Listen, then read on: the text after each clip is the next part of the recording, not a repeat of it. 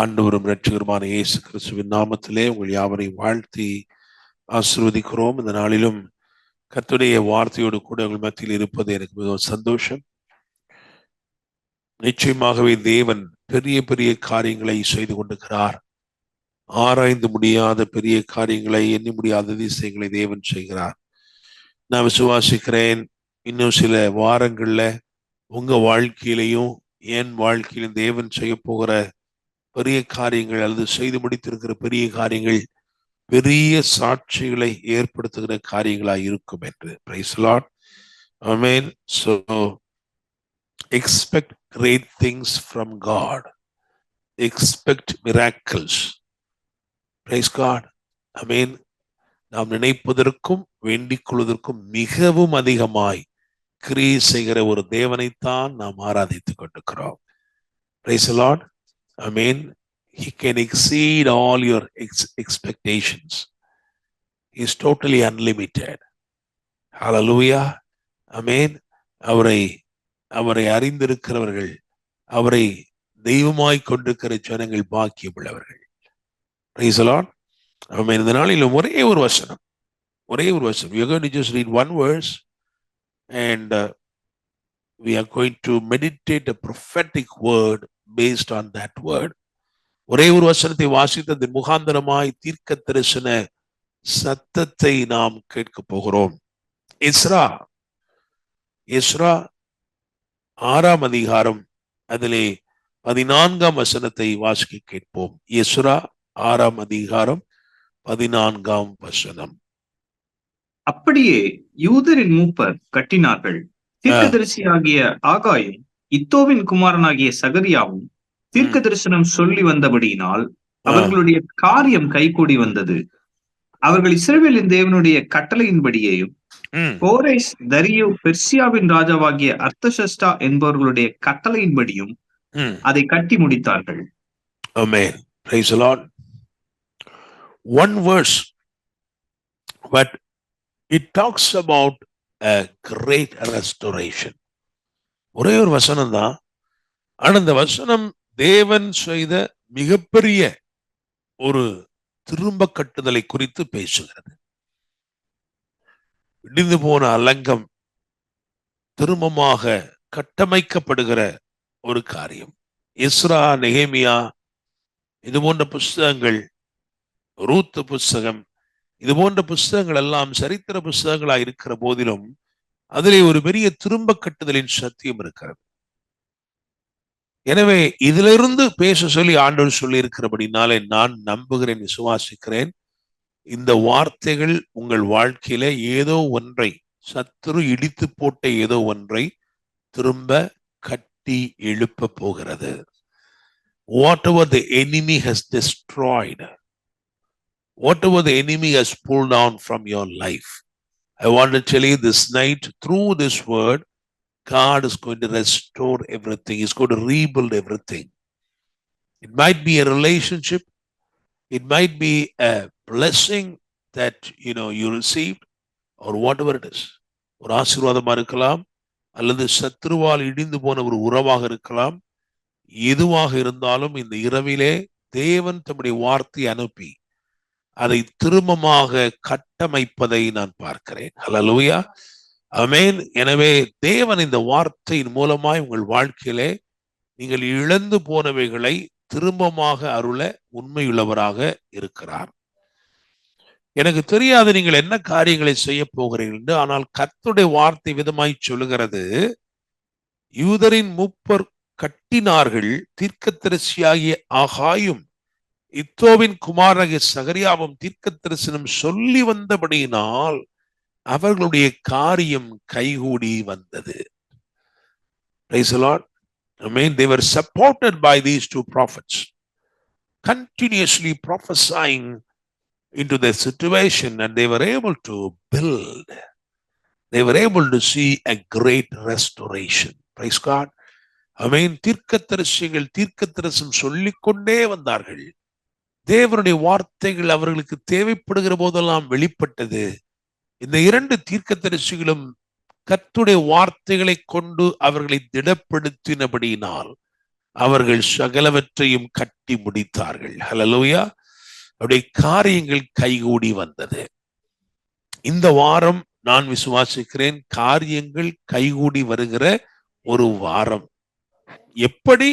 அவருடைய வார்த்தையின்படி, அவர் அனுப்புகிற தீர்க்க தரிசனமான வார்த்தையின்படி காரியங்கள் கைகூடி வருகிற ஒரு காலம். ஹல்லேலூயா.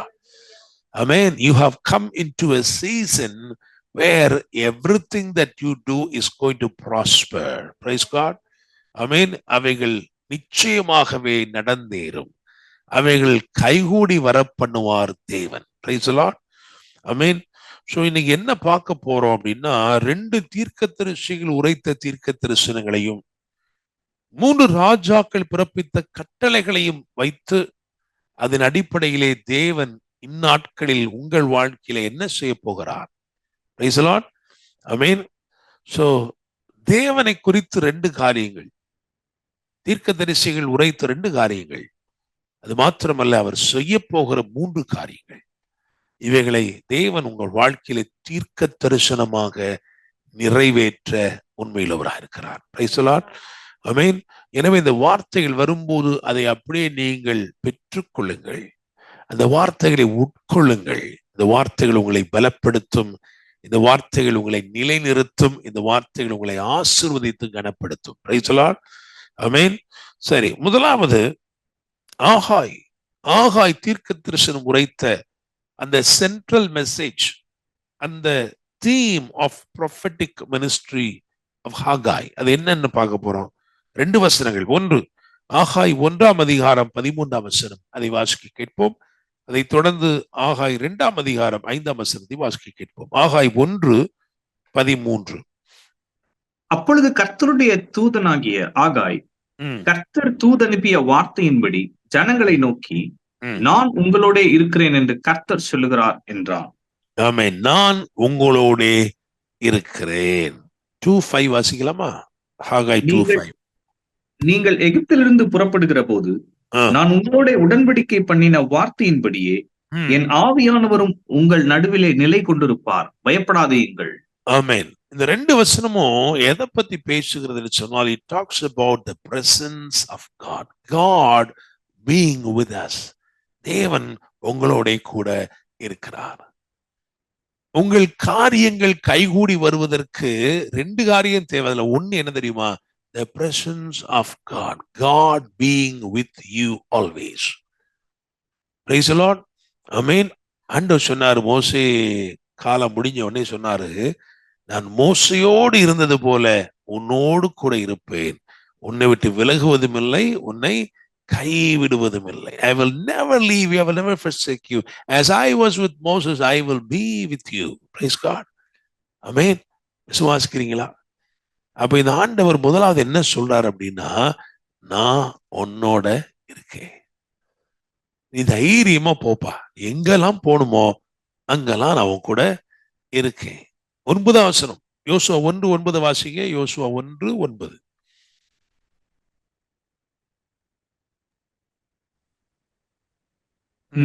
நான் உனக்கு கட்டளையிடவில்லையா? பலம் கொண்டு திடவனதாயிரு, திகையாதே, கலங்காதே. நீ போகும் இடமெல்லாம் உன் தேவனாகிய கர்த்தர் உன்னோட இருக்கிறார். நீ போகும் இடமெல்லாம். அல்லேலூயா. பக்கத்துல பார்த்து சொல்லுங்க, எங்கேயோ போறீங்க இந்த நாட்கள்ல, நீங்க போகிற இடமெல்லாம் உங்கள் தேவனாகிய கர்த்தர் உங்களோட கூட இருக்கிறார். Price the Lord. Amen. So இந்த தேவன் உங்களை பார்த்து சொன்னாரு, காரியங்கள் கைகூடி வரும். எப்படி? நான் உன்னோட கூட இருக்கிறேன். So the first prophetic utterance, it carried a theme, and it was all about the presence of God. So ஆகாய் தீர்க்க தரிசனம் உரைச்சிட்டே இருந்தார், சொல்லிட்டே இருந்தார். இவர் என்னைக்கு தீர்க்க தரிசனம் உரைச்சாலும் ஒண்ணுதான் சொல்லுவார். என்ன சொல்லுவார் தெரியுமா? ஆண்டவர் உன்னோட இருக்காருப்பா, ஆண்டவர் உன்னோட இருக்கிறாருப்பா, ஆண்டவர் உன்னோட கூட இருக்கிறாருப்பா. என்ன இந்த தீர்க்கதரிசிக்கு இதை தவிர வேற ஒண்ணுமே இல்லையா? ஆண்டவர் உன்னோட இருக்கிறாருப்பா. ஆனா அது எவ்வளவு ஆழமான, எவ்வளவு வலிமை உள்ள ஒரு வாக்கு. கர்த்தர் உங்களோட கூட இருக்கிறார். Price the Lord. Amen. 2 Samuel 5ஆம் அதிகாரம் 10ஆம் வசனத்தை வாசிக்க கேட்போம். 2 சாமுவேல் 5:10.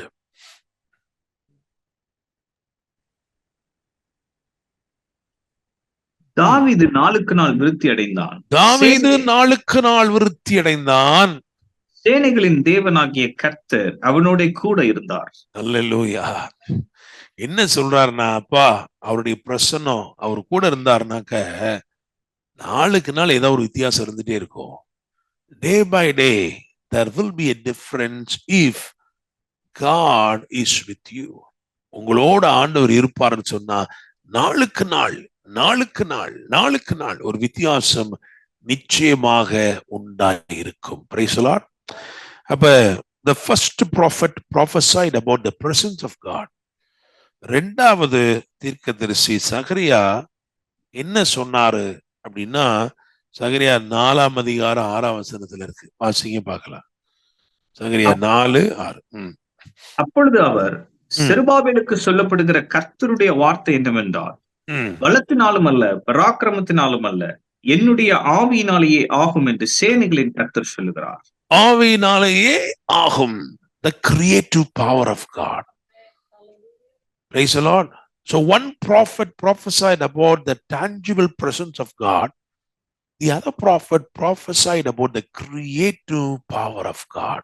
ஆவியினாலேயே ஆகும். நீங்க சொல்ற பலமும் இல்ல, நீங்க சொல்ற பராக்கிரமும் இல்லப்பா, ஆனா ஆவியினாலேயே ஆகும், அவருடைய ஆற்றலினாலே ஆகும். Praise the Lord. Amen. So நான் நம்புகிறேன், விசுவாசிக்கிறேன், உணரத்தக்க விதமாய் தேவனுடைய பிரசன்னம் உங்களோடு இருந்து உங்களை நடத்த போகிறது. மாத்திரமல்ல, அவருடைய வல்லமையானது சிருஷ்டிப்பின் அதிகாரத்தோட உங்க வாழ்க்கையில வெளிப்பட்டு இல்லாதவைகளை இருக்கிறவைகளை போல அழைக்க போகிறது. Praise the Lord. I mean, he is going to reveal his power, creative power, by calling things into existence, things that are not into existence. Praise the Lord. Hallelujah. எதெல்லாம் இல்லையோ அதெல்லாம் அவருடைய சத்தம் என்ன பண்ண தெரியுமா, கொண்டு வர போகிறது. ஹல்லேலூயா. அவருடைய சத்தம் அதையெல்லாம் என்ன செய்ய போகிறது, கொண்டு வர போகிறது. Praise the Lord. Amen. So இது ரெண்டு தான் இந்த தீர்க்க தரிசன வார்த்தைகள். ஒருத்தர் தேவ பிரசனத்தை குறித்தும், இன்னொருவர் தேவனுடைய சிருஷ்டிப்பின் வல்லமை, செயல்படுகிற வல்லமை, அதை குறித்தும் பேசினார்கள். காரியம் கைகூடி வந்தது. சரி, இந்த ராஜாக்களுடைய 3 பிரதானமான ராஜாக்களுடைய பேர் சொல்லப்படுது. கோரேஷ், தரியு, அதுக்கப்புறம் அர்த்தசஷ்டா. 3 பேர் ராஜாக்களுடைய பேர் சொல்லப்பட்டிருக்கு. ஸோ முதலாவது நம்பர் 1, முதல் குறிப்பு, கோரேஷ் உடைய வாழ்க்கையிலிருந்து ஒரு சில காரியங்களை நான் சொல்றேன்.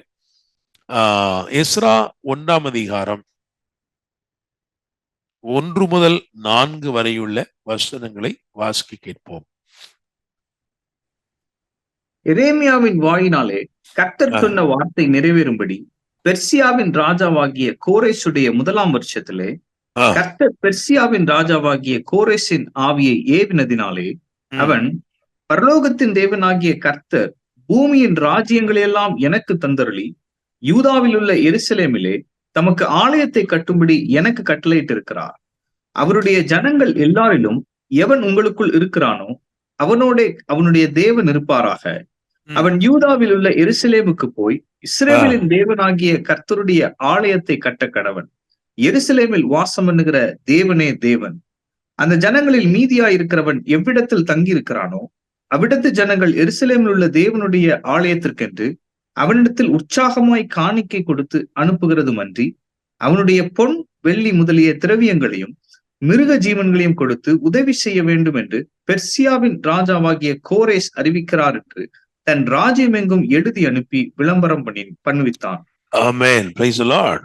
சோ இது நடைமுறையில நடந்த விஷயம். ஆனா தீர்க்க தரிசனமா எனக்கு போட்டிருக்கு தெரியுமா, அதாவது அவன் ஆவியை தேவன் ஏவினதினாலே அப்படின்னு போட்டிருக்கு. அதுக்கு முன்னாடி என்ன போட்டிருக்குன்னா, எரேமியா தீர்க்க தரிசனம் உரைத்தது போல, அப்படிதானே? சோ நீங்க அதை இங்க வாசிக்கலாம். ஒரு வசனத்தை ஏசாயா 44:28 வாசிங்க பார்க்கலாம். கோரேசை குறித்து, அவன் என் மேய்ப்பன், அவன் எருசலேமை நோக்கி நீ கட்டப்படு என்றும் தேவாலயத்தை நோக்கி நீ அஸ்திவாரப்படு என்றும் சொல்லி எனக்கு பிரியமானது எல்லாம் நிறைவேற்றுவான் என்று சொல்லுகிறவர் நான். ஆமென். பாருங்க, ஏசாயா தீர்க்கதரிசனம் உரைச்சிருக்கிறாரு. அவர் எந்த அளவுக்கு அக்யூரேட்டா உரைச்சிருக்கிறாருன்னா, யாரு இதை ரெஸ்டோர் பண்ணுவான், யாரு கட்டுவான்னு சொல்லும் பொழுது பேர் முதல்ல என்ன பண்ணியிருக்கிறாரு, வெளிப்படுத்துகிறார். கோரேஸ்னு ஒருத்தன் தான் என்ன பண்ணுவான், ஆலயத்தை கட்டுவான் அப்படின்ட்டு. சரியா? இதுதான் பின்னாடி எரேமியாவுடைய வார்த்தைகளையும் சேர்த்து அவர் சொல்றாரு. வசனம் இப்படியா சொல்லப்பட்டிருக்கு, அந்த வாசிக்கலாம். அந்த இஸ்ரால 1ஆம் அதிகாரத்துல 1-2 மட்டும் வாசிங்க. எரேமியாவின் வாயினாலே கர்த்தர் சொன்ன வார்த்தை நிறைவேறும்படி பெர்சியாவின் ராஜாவாகிய கோரேசுடைய 1ஆம் வருஷத்திலே ஓகே, ராவி ஏவினார். சோ நம்பர் 1 முதல்ல என்ன நடந்துச்சு அப்படின்னா, கோரேச தான் ஆண்டவர் ஏவுறார், அவருடைய ஆவி ஏவுகிறார். ஸோ அவன் ஒரு கட்டளை எழுதுகிறான். அந்த கட்டளையில் என்ன இருக்கு அப்படின்னா, it is all about setting people free. What he wrote is freedom and liberty to people. கட்டப்பட்டிருக்கிற ஜனங்களை என்ன பண்றான் தெரியுமா, அவன் கட்டவிழ்த்து அவன் என்ன செய்யறான் தெரியுமா, அனுப்புகிறான். ஸோ நான் முதலாவது காரியம் எப்படி நான் சொல்றேன்னா, இது தேவனுடைய வார்த்தை நிறைவேறும் காலத்துக்குள் வந்திருக்கிறீங்க. அதோடைய முதல் அடையாளமே என்ன தெரியுமா, ஒரு பெரிய விடுதலை, சிறையிருப்புகள் மறைந்து போகும் காலம். No more captivities, no more captivities. எந்த அளவுக்கு இருக்குன்னா, இதே எஸ்ரா 1ஆம் அதிகாரத்துல 7-8 வாசிங்க. 7-8 வாசிங்க. நேபுகாத்நேச்சார் எருசலேமிலிருந்து கொண்டு வந்து தன் தேவனுடைய கோவிலிலே வைத்திருந்த கர்த்தருடைய ஆலயத்து பணிமுட்டுகளையும் கோரேஸ் ராஜா எடுத்து கொடுத்தான். அவைகளை பெர்சியாவின் ராஜாவாகிய கோரேஸ் பொக்கிஷக்காரனாகிய மித்ரோதாத்தின் கையினால் எடுக்க செய்து யூதாவின் அதிபதியாகிய சேஸ்பாத் சாரிடத்தில் எண்ணி கொடுத்தான். ஆமென். பாத்தீங்களா? the vessels that were under the captivity were also released. பாத்திரங்கள், பரிசுத்த பணிமுட்டுகள் எதெல்லாம் சிறையிருப்புல இருந்துச்சோ, எதெல்லாம் பாபிலோனின் ராஜா எதெல்லாம் சிறைப்படுத்தி வைத்திருந்தானோ அவைகளையும் விடுவித்தான். பிரைஸ் காட், அல்லேலூயா. சோ உங்களுக்காக ஒரு எழுத்து வருது. இன்னைக்கு என்ன ஆச்சரியன்னா, இந்த 3 ராஜாக்களும் எழுதுனதை பத்தி தான் உங்கள்கிட்ட பேசுறேன் நான். அதனால if you are listening or hearing to my word, and if you are connected or waiting for something that is in the written format, the Lord says he is releasing it for you right now. Praise the Lord. எழுத்துப்பூர்வமான சகல நன்மைகளும் சகல கட்டளைகளும் உனக்கு சாதகமாய், உங்களுக்கு நன்மையாய், உங்களுக்கு ஆசீர்வாதமாய் அது ரிலீஸ் ஆகிறது. அப்ரூவல் லெட்டர்னா ரிலீஸ் ஆயிடும், அவ்வளவுதான். You can praise God, you can thank God. Amen. பிரசங்கம் பண்ணிட்டு இருக்க நேரத்திலே அங்கங்க கட்டளை என்ன செய்யுது, வெளிப்படுது. கர்த்தர் மகிமைப்படுவார். ஹல்லேலூயா. ஆமென். சோ முதலாவது என்ன இங்க அப்படின்னா, நீங்க நினைக்கணும், this is my season of fulfillment. This is my season of fulfillment. எனக்கு கர்த்தருடைய வார்த்தை நிறைவேறும் காலம் வந்துருச்சு. இதுல முதல் என்ன நடக்குதுன்னா, என்னுடைய சிறையிருப்புகள் அத்தனையும் மறைகிறது. No more captivity. I am totally set at liberty. I am totally free. கர்த்தர் என்ன பண்றாரு, என்னோட எந்த மாதிரி சிறையிருப்பா இருந்தாலும் சரி, அவைகளை உடைத்து எனக்குரிய பாத்திரங்கள்லாம் எங்க இருந்துச்சு, அந்த பாத்திரம்லாம் என்ன ஆகுது, ரிலீஸ் ஆகுது. ஹல்லேலூயா. ஆமென். நேபுகாத்நேச்சார் எந்த காலத்துல எடுத்து வச்சது யோசிச்சு பாருங்க. எந்த காலத்துல எடுத்து வச்சது யோசிக்க முடியுமா? ஆனா அவைகளை எடுத்து எண்ணி கொடுத்தான். அந்த வசனம் ரொம்ப அழகா இருக்கு.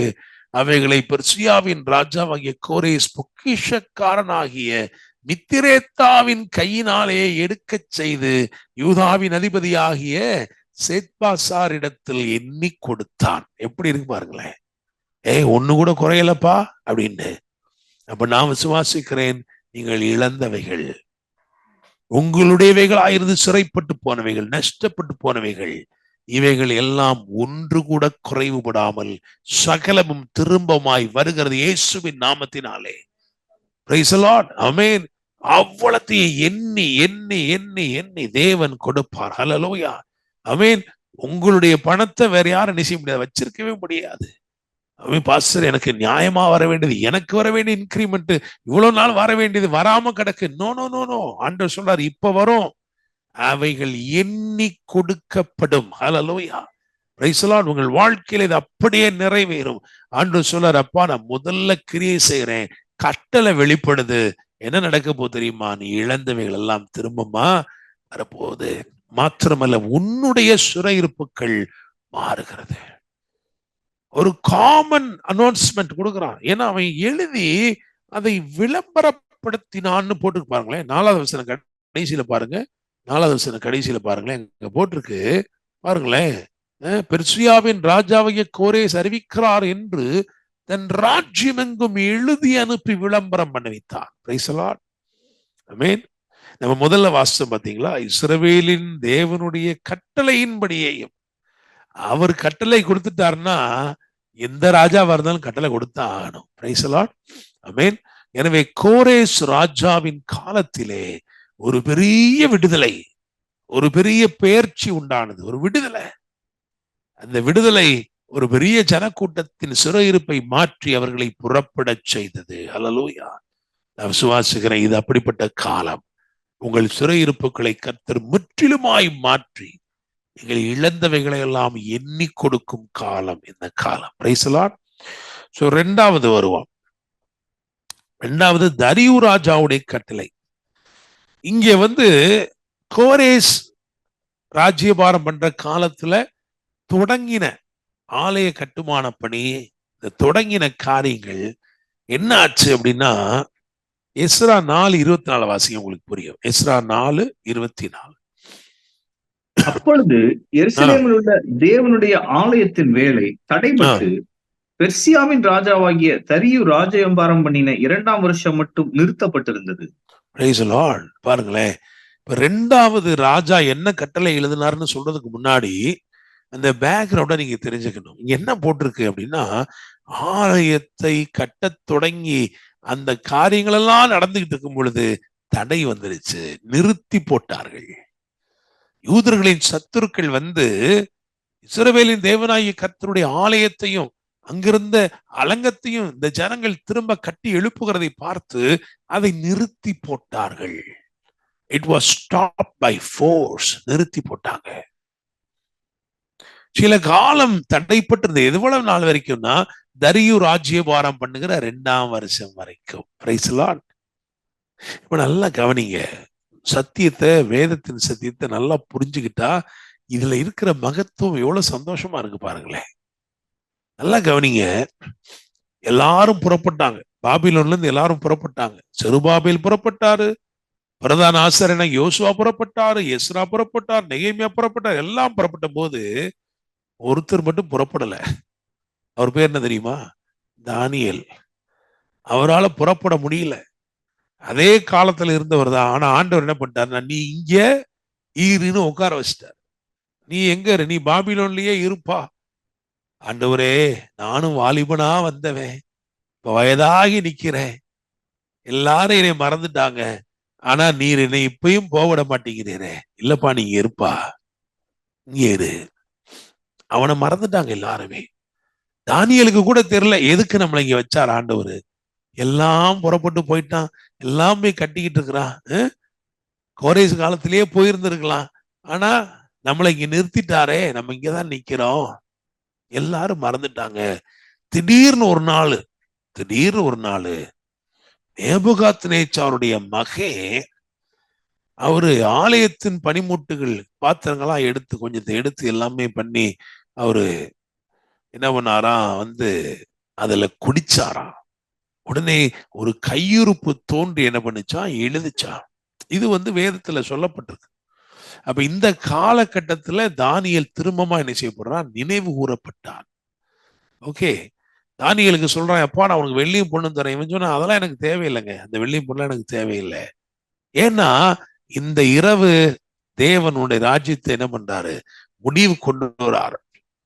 வேதம் சொல்லுகிறது, அதை தொடர்ந்து அந்த ராத்திரியிலேயே 62 வயது நிரம்பின தரியு தன்னுடைய ராஜ்யத்தை கட்டி கொண்டான். அன்னைக்கே அந்த அந்த சாம்ராஜ்யம் முடிஞ்சு போச்சு. சரி, இப்ப இப்படி அதுக்கப்புறம் வாங்க.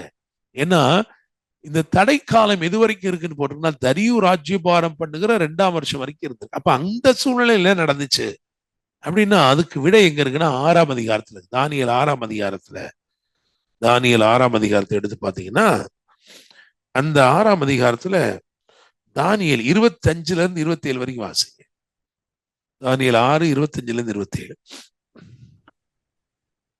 பின்பு ராஜாவாகிய தரியு தேசமெங்கும் குடியிருக்கிற எல்லா ஜனங்களுக்கும், ஜாதியாருக்கும், பாஷைக்காரருக்கும் எழுதினது என்னவென்றால், உங்களுக்கு சமாதானம் பெருக கடவது.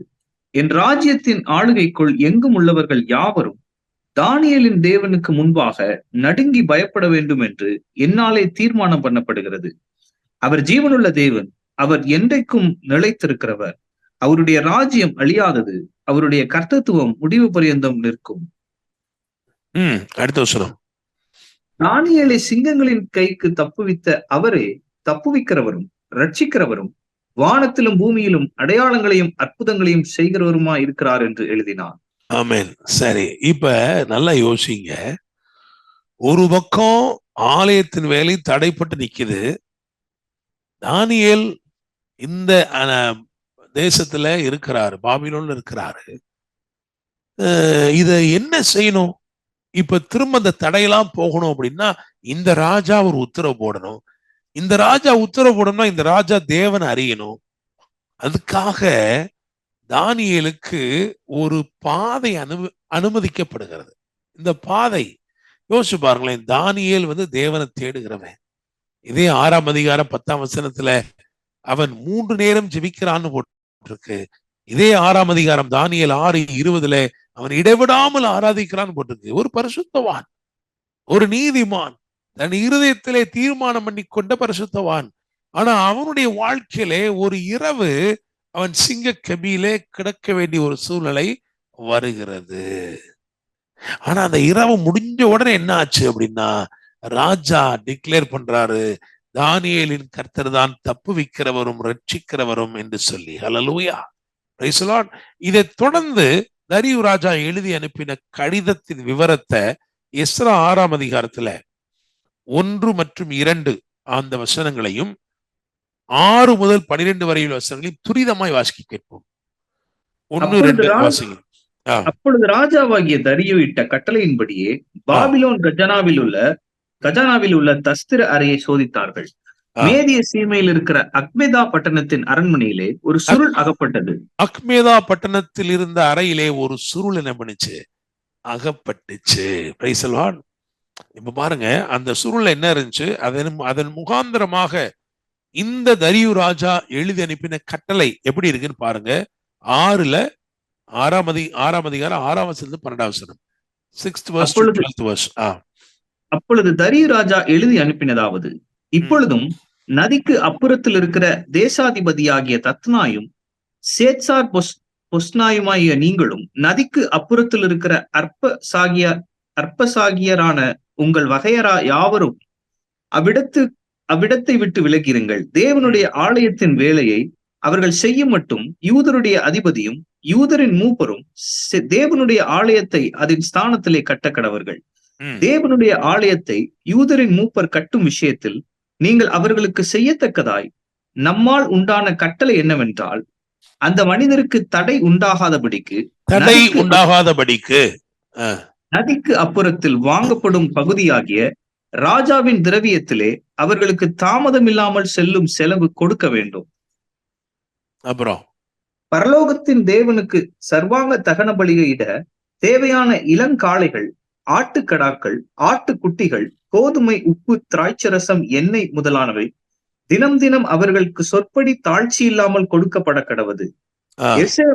எருசலேமில் இருக்கிற ஆசாரியர்கள் பரலோகத்தின் தேவனுக்கு சுகந்த வாசனையான பலிகளை செலுத்தி ராஜாவுக்கும் அவர் குமாரருக்கும் தீர்க்காயுசுண்டாக மன்றாடும்படிக்கு இப்படி செய்யப்படுவதாக.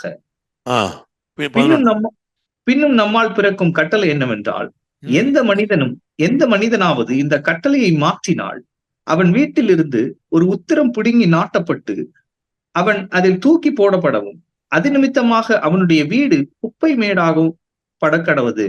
ஆகையால் இதை மாற்றவும் எருசலேமில் உள்ள தேவனுடைய ஆலயத்தை கெடுக்கவும் தங்கள் கையை நீட்டப் போகிற சகல ராஜாக்களையும் சகல ஜனங்களையும் தம்முடைய நாமத்தை அங்கே விளங்க பண்ணின தேவன் நிர்மூலமாக்க கடவர்.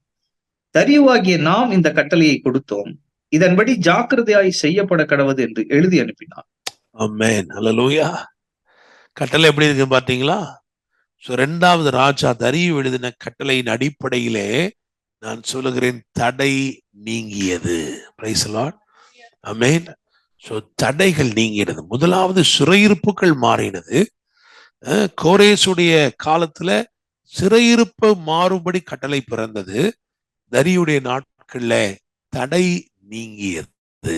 Price the Lord. எந்த அளவுக்கு தடை நீங்குச்சுன்னா, நான் சொல்றான் பாருங்க, அவங்களுக்கு வேண்டியதெல்லாம் தாமதம் இல்லாம என்ன செய்யணுமா, அவங்க சொல்படி கொடுக்க வேண்டும். Praise God. ஆமென். என்னை கேட்கும் தேவனுடைய பிள்ளைகளே, தடை செய்தவங்க கூட நினைச்சிருக்க மாட்டாங்க இவ்வளவு சாதகமா வரும்ட்டு. இப்படி வரும்னு தெரிஞ்சுதான் முதல்ல தடையே என்ன பண்ணிருக்க மாட்டான், பண்ணிக்க மாட்டான். அவனா கட்டினா கூட 35 வருஷம் கட்டியிருப்பான். இப்ப இவன் சொன்னதுனால என்ன பண்ணிட்டான், 3 வருஷத்துல கட்டி முடிச்சிட்டான். அல்லேலூயா. என்னை கேட்கிற தேவனுடைய பிள்ளைகளே, உங்க வாழ்க்கையில இருக்கிற தடைகளை நீக்கும்படிக்கு கட்டளை வெளிப்பட்டிருக்கிறது. ஹல்லேலூயா. Praise the Lord. சில நேரத்துல நீங்க கேட்கலாம், ஆண்டவரே எனக்கு மட்டும் ஏன் இந்த பாதை? ஆனா நான் சொல்றேன், உங்க ஒரு தானியேல் பாபிலோனிலே நின்று கொண்டான், நிறுத்தப்பட்டான் பாபிலோனில. ஆனால் பாபிலோனில் நிறுத்தப்பட்டு சிங்கங்களின் கபிகளை கடந்து சேதமில்லாமல் வெளியே வந்து சாட்சி பெற்ற போது ஒரு தேச தலைவன், ஒரு ராஜா மனம் திரும்பி அவன் இப்பொழுது கட்டளையை பிறப்பிக்கிறான். தடை செய்ய ஒருவரும் அங்கு இல்லை. Praise God. ஆமென்.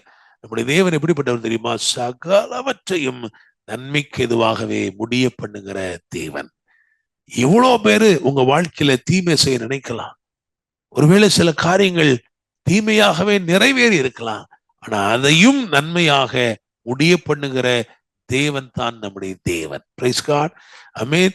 எனவே ஆண்டவர் சொல்றாரு, அப்பா இந்த 2வது கட்டளை தடைகளை உடைக்கிற கட்டளை. தேவ சமூகத்திலிருந்து உங்களுக்காக முதலாவது பிறப்பிக்கப்படும் கட்டளை என்ன தெரியுமா? சிறையிருப்புகள் இனி இல்லை, இனி சுயாதீனம் உண்டு, விடுதலை உண்டு. 2வது கட்டளை என்ன அப்படின்னா, தடையே கிடையாது. உண்மைதான், அவங்க வாழ்க்கையில சில காரியங்கள் தடைப்பட்டு இருந்தது. ஆனா இன்றைக்கு தேவன் சொல்லுகிறார், பரலோகத்தின் தேவன் தம்முடைய வார்த்தைகளை அனுப்பி காரியங்களை கைகூடி வர பண்ணுகிறபடினால் இனி உங்களுக்கு தடைகள் ஒன்றும் இல்லை. Praise the Lord. அல்லேலூயா.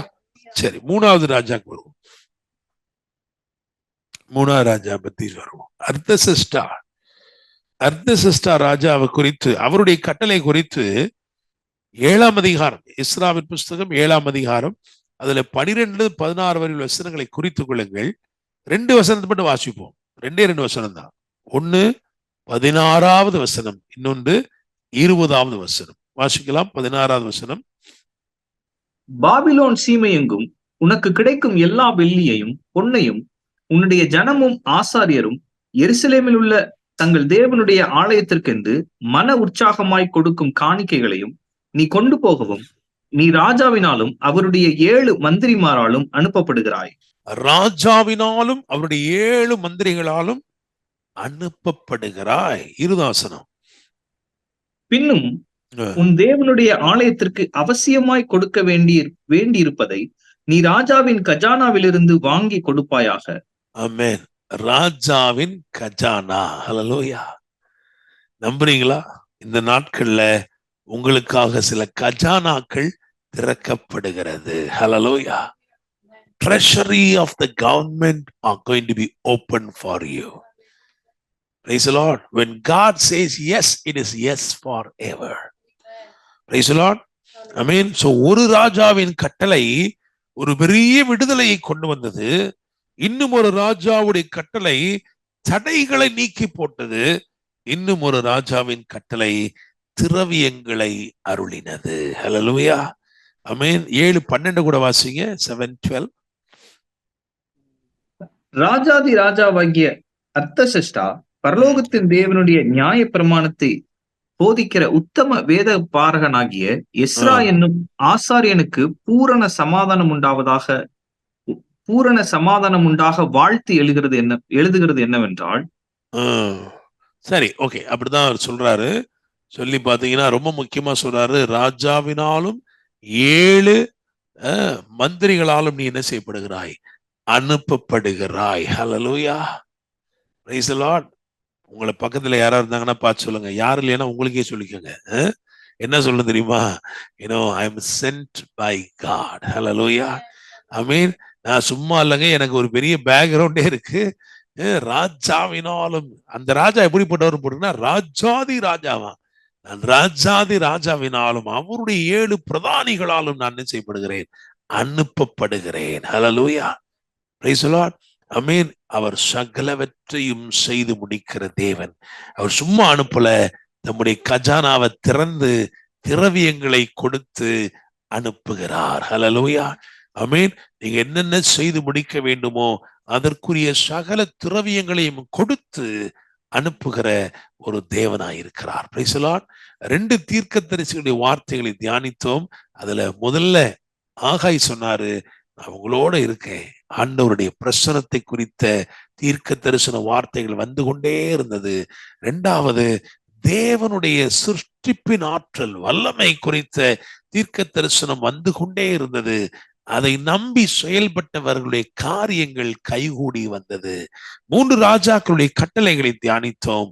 முதல் ராஜாவுடைய கட்டளை ஒரு பெரிய விடுதலையை ஏற்படுத்தினது, சுயாதீனத்தை கொண்டு வந்தது. ஹல்லேலூயா, பிரைஸ் தி லார்ட், ஆமென். முதல் ராஜா சொல்லி அவர் எழுதினார், ஏன்னா கோரேசுடைய ஆவியை தேவன் ஏவினதினாலே ஒரு பெருத்த விடுதலை. நான் நம்புகிறேன், விசுவாசிக்கிறேன், இந்நாட்களில் பரிசுத்தாவியானவர் உங்கள் நிமித்தமாக ஒரு பெரிய சுயாதீனத்தை, ஒரு பெரிய விடுதலையை ஆண்டவர் கொண்டு வருகிறார். 2வது ராஜா தரியுவின் கட்டளை எப்படி இருந்துச்சுன்னா ரொம்ப ஸ்ட்ராங்கா இருந்தது. அந்த கட்டளை எப்படி இருந்துச்சுன்னா, அந்த வேலை துரிதமாய் நடக்க வேண்டும், தடை பண்ணக்கூடாது. அப்ப 2வது கட்டளை என்ன சொல்லப்பட்டிருக்கிறதுனா, இனிமே தடை இல்லவே இல்லை, தடையே கிடையாது. ஹல்லேலூயா, ஆமென். 3வது ஆண்டவர் சொல்றாரு, அர்த்தசிஷ்டா என்னும் ராஜாதி ராஜா அவன் சொல்லுகிறான், நானும் என்னுடைய 7 பிரதானிகளும் உன்னை அனுப்புகிறோம், நீ வெறுமையா போக கூடாது. எப்படி போற? ராஜாவின் கஜானாவில் இருக்கிற திரவியங்களோடு நீ புறப்பட்டு போகிற. விசுவாசிக்கிறீங்களா? அல்லேலூயா, ஆமென். அப்படியே உங்கள் கைகளை உயர்த்துங்க, நம்ம ஜெபம் பண்ண போறோம். இந்த பரலோக தேவன் உங்கள் காரியங்களை கைகூடி வர பண்ணுவார். Whatever you do, it is going to prosper because you are sent by the King of Kings. Praise the Lord, amen. And he is willing to open and empty his treasury for you. Praise the Lord, amen. அவர் தம்முடைய திரவியத்தை திறந்து அதில் இருக்கிறவைகளை உனக்கு அருளி, மகனே நீ என்ன செய்ய போகிறாயோ, என்ன செய்யப்பட வேண்டுமோ, உனக்கு தேவையான சகலவற்றை நான் அருளுகிறேன். Praise the Lord, amen. இனிமேல் சிறையிருப்புகள் இல்லை, இனிமேல் தடைகளும் தாமதங்களும் இல்லை, இனி தேவையான திரவியங்களையும் நான் உனக்கு தருகிறேன் என்று சொல்லி இந்த நாட்களிலே தேவன் உங்களை அனுப்புகிறபடினால் நீங்கள் துணிந்து விசுவாசத்திலே தைரியம் கொண்டு நீங்கள் முன்னேறி சொல்லுங்கள், கர்த்தர் மகிமைப்படுவார். பரலோக தேவனே, நீர் அனுப்பினது வார்த்தைகளுக்காக நன்றி சொல்லுகிறோம்ப்பா. ஆவியானவர் எங்கள் நடுவில் நிலை கொண்டிருக்கிறீர் என்று வாக்கு கொடுத்திருக்கிறீர். இது மாத்திரமல்ல, பலத்தினாலும் அல்ல, பராக்கிரமத்தினாலும் அல்ல, என்னுடைய ஆவியினாலே ஆகும் என்று சொல்லியிருக்கீங்கப்பா. ஆண்டவரே, not through any influence, not through anybody's wasta, but Lord, the glory belongs to you. மகிமை உமக்கே உரியதா இருக்கிறபடினால் உம்முடைய வல்லமையை விளங்க பண்ணி, ஆண்டவரே, ஆவியினாலேயே ஆகும் என்று சொல்லி, ஆண்டவரே, உமது வல்லமை விளங்க பண்ணி நீ செய்கிற கிரியைகளுக்காய் நன்றி செலுத்துகிறோம். ஆண்டவரே, இனி அடிமைத்தனங்கள் இல்லை, சிறையிருப்புகள் இல்லை, சுயாதீனத்தை கொண்டு வந்து விட்டீரப்பா. ஒரு ஃப்ரீடம் கொண்டு வந்துட்டீங்கப்பா. நன்றி தகப்பன். இது மாத்திரமல்ல, இனி தடைகளும் இல்லை, தாமதங்களும் இல்லை. ஆண்டவரே, தாராளமான திரவியங்களை கொடுத்து, ஆண்டவரே, நீர் பின்பதாக இருந்து எங்களை அனுப்புகிறதற்காய் நன்றி செலுத்துகிறோம். கர்த்தர் இந்த வார்த்தைகள் மூலமாய் மகிமைப்படுவீராக. ஆண்டவர், இதே சூழ்நிலைகளிலே எங்களுக்கும் சில கட்டளைகள் தேவைப்படுகிறது, சில கையெழுத்துக்கள் தேவைப்படுகிறது. காத்திருக்கிற ஒவ்வொருவருக்கும் தீர்க்க தரிசனமாய் இந்த வார்த்தைகள் அற்புதங்களை செய்வதாக நிச்சயிக்கிறோம். ஆண்டவரே, ஆவியோடும் ஆண்டவரே ஸ்தோத்திர, முழு நிச்சயத்தோடும் இந்த வார்த்தைகள் அனுப்பப்படுகிறதற்காய் நன்றி தகப்பனே. இவைகள் ஒரு நாள் வெறுமையாய் திரும்பாது. நீர் அனுப்புகிற காரியத்தை அவைகள் நிறைவேற்றும் தகப்பனே. கர்த்தர் மகிமைப்படுவீராக. ஆண்டவரின் நாட்களை பெரிய பெரிய பெரிய சாட்சிகளை ஏற்படுத்தி தாரும். எங்களால் நினைத்து பார்க்க முடியாத ஆண்டவரை பிரமிக்கத்தக்க அதிசயங்களை, அற்புதங்களை நீர் செய்கிறதற்காய் நன்றி தகப்பனே. ஆண்டவரே, சவுல் கழுதைகளைத்தான் தேடி சென்றான், ஆனால் அவனுக்காக ரதங்களும் குதிரைகளும் காத்திருந்தது போல ஆண்டவரே, ஒரு மேன்மையான காரியம், ஒரு மேன்மையான நன்மை, ஒரு சிறப்பான சுதந்திர வீதம், ஆண்டவரே நினைத்திராத மேன்மைகள் நீர் ஏற்படுத்தி வைத்திருப்பதற்காய் நன்றி. ஆசீர்வதியும் தகப்பனே. இந்த வாரம் முழுவதிலும் உடைய பிள்ளைகள் ஆண்டவரே கையிட்டு செய்யும் ஒவ்வொரு கிரியைகளையும் ஆசீர்வதித்து காரியங்களை கைகூடி வரப்பண்ணுவீராக நிச்சயிக்கிறோம். பிரயாணங்கள், போக்குவரத்து எல்லாவற்றையும் பாதுகாத்துக் கொள்ளுங்கப்பா. ஊழியங்களை எல்லாம் பொறுப்படுத்திக் கொள்ளுங்க. உடைய பரிசுத்த இரத்தத்திற்குள் எங்கள் ஒவ்வொருவரையும் மூடி மறைத்துக் கொள்ளும். தீங்கு அணுகாதபடி வேலடைத்துக் கொள்ளும். கர்த்தர் மகிமைப்படுவீராக. உமது கரம் எங்கள் மேல் இருப்பதற்காய் நன்றி. ஆசீர்வதியும். இயேசுவின் நாமத்தில் ஜெபிக்கிறோம். ஜெபம் கேளும் ஜீவனுள்ள நல்ல தகப்பனே, ஆமென். என் ஆத்துமாவே கர்த்தரை ஸ்தோத்திரி, என் முழுவதுமேடு பரிசுத்த நாமத்தை ஸ்தோத்திரி. என் ஆத்துமாவே கர்த்தரை ஸ்தோத்திரி, கர்த்தர் செய்த சகல உபகாரங்களையும் மறவாதே. ஆமென். நம்முடைய கர்த்தராக இருக்கிற இயேசு கிறிஸ்துவின் கிருபையும் பிதாவாகிய தேவனுடைய அன்பும் பரிசுத்த ஆவியானவருடைய அந்யோன்ய ஐக்கியமும் நம் அனைவரோடும் கூட இன்னும் அவருடைய சமாதானமும் ஆசீர்வாதம் நிலைத்திருப்பதாக. ஆமென், ஆமென்.